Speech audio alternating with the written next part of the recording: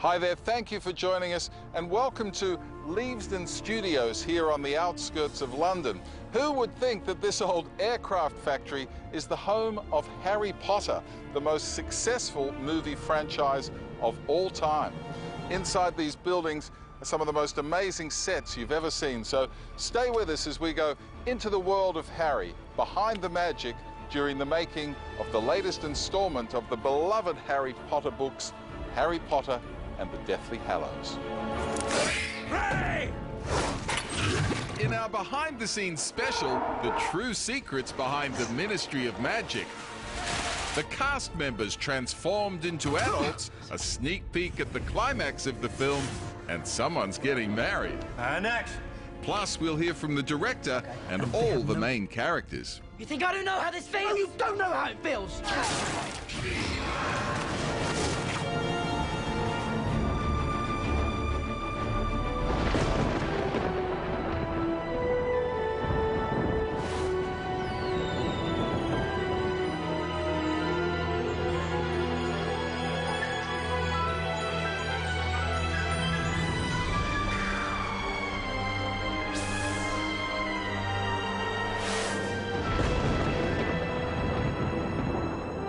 For the past decade, audiences around the world have watched Daniel Radcliffe, Emma Watson and Rupert Grint transform from unknowns to A-listers, commanding millions per movie.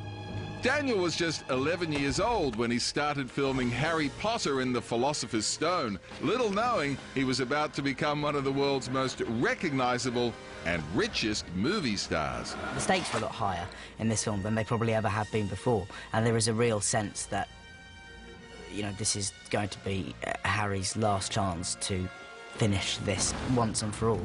With each installment, we've been waiting to see what becomes of Harry. Now, as we approach the climax of the series, all will be revealed as Harry's destiny is finally told in a two-part finale. It's really tense. There's no way out of here. Snatch him! The audience would be like holding their breath. They're gonna make it. Okay, okay, we can breathe again. Like, it's gonna be like that all the way through. I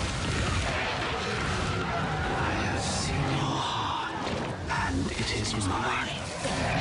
There's a lot of kind of running away and hiding and kind of finding people, and yeah, no, it's really quite cool. Harry Potter and the Deathly Hallows Part 1 is different from the previous films in that Harry, Ron and Hermione are on their own. I think the most intriguing thing about Hallows Part 1 is the fact that we're not at Hogwarts anymore.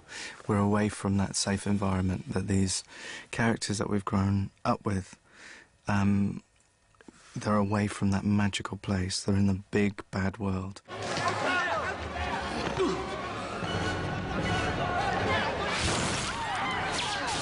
The three friends are on a desperate mission to save the wizarding world, while Harry's archenemy, Lord Voldemort, has taken up residence in Malfoy Manor.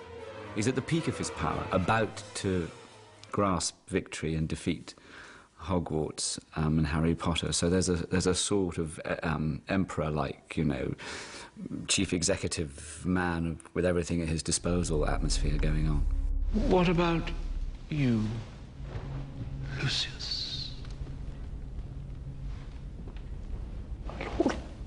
My lord, I require your wand. Jason Isaacs, who plays Lucius Malfoy, considered not returning for this film because he was worried that the senior Malfoy would have very little screen time due to his imprisonment in the previous story. And I didn't know whether I was ever going to get out of prison or not. And I met Joe Rowling at an awards do somewhere, and I determined to just say, hello, how are you? You know, and instead, the first words out of my mouth were, get me out of prison, I'm begging you. And she did, so God bless her. Isaac signed on for the films immediately afterwards.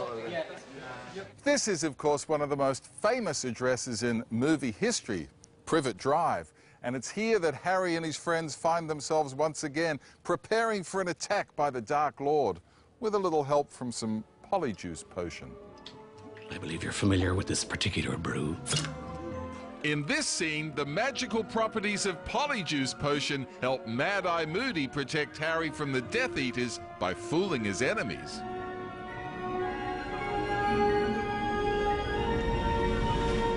Wow, we're identical. Quite an acting assignment for our Daniel. Harry, your eyesight really is awful. Highly technical scenes, so lots of visual effects, lots of takes. Yeah, it was good fun. What was great was that at the end of the day they showed us the kind of a primitive version of what it was going to look like. And even then it was fantastic, because normally when you have one person playing several identical characters on screen or whatever it is, there's always a kind of, you know, you can always tell where it's been split screened, or it's never quite right, whereas in this thing there's, you know, they're overlapping and crossing over, and it's great. It's been really well done, and it's a very good, hopefully be a very good sequence. On the count of 3. Hold tight, Harry. 1, 2.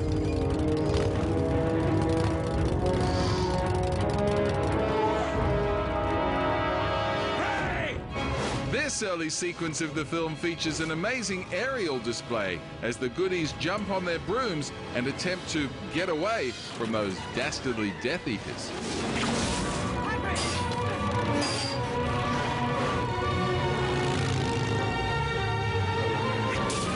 I'm travelling with Hagrid, and then there are 6 decoys. So the 6 decoys are there to try and distract the Death Eaters. And it works, and I do get to the other side, but I don't think Harry can quite let go of a sense of impending doom. After the break, who's getting married? As we continue our visit on location during the making of Harry Potter and the Deathly Hallows Part 1.